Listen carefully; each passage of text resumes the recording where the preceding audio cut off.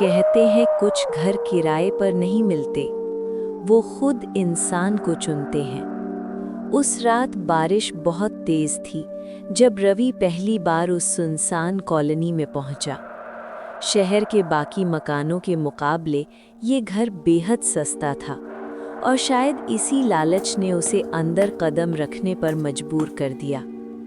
आसपास कोई नहीं दिखता था, लेकिन ऐसा लग रहा था जैसे हर खिड़की से कोई उसे देख रहा हो। पहली रात सब ठीक था, मगर जैसे ही रवि सोने लगा, उसे एहसास हुआ कि उसकी आंखें बंद होते ही कमरे की हवा भारी हो जाती है, जैसे कोई सांस उसके चेहरे के पास चल रही हो। अचानक उसके कान में एक धीमी आवाज़ आई, सो जाओ, हम इंतज़ार कर रहे हैं। उसने झटके से आंखें खोली। कमरा खाली था, लेकिन दिल जोर जोर से धड़क रहा था। अगली सुबह आईने में उसने देखा कि उसकी आंखों के नीचे गहरे निशान पड़ चुके थे।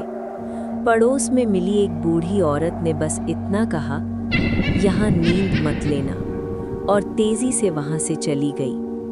तीसरी रात रवि ने सोने से पहले मोबाइल पर रिकॉर्डिंग चालू कर दी। जैसे ही उसने आंखें बंद की, दीवार से एक काली परछाई अलग हुई। उसका कोई चेहरा नहीं था, लेकिन उसकी मौजूदगी से ही सांस रुकने लगी। रिकॉर्डिंग में साफ आवाज़ कैद हुई, जो यहाँ सोता है वो यहीं रह जाता है। रवि हिलना चाहता था, चिल्लाना चाहता था, मगर उसका शरीर पत्थर बन चुका था। तभी उसने देखा कि उसका ही शरीर बिस्तर पर लेटा है और वो खुद ऊपर छत के पास तैर रहा है। डर से उसकी आत्मा कांप रही थी। सुबह जब लोग घर के अंदर घुसे तो बिस्तर पर रवि का शरीर पड़ा था, शांत, ठंडा, जैसे गहरी नींद में हो। मोबाइल अब भी रिकॉर्ड कर रहा था और आखिरी शब्द थे, अगला कब आएगा।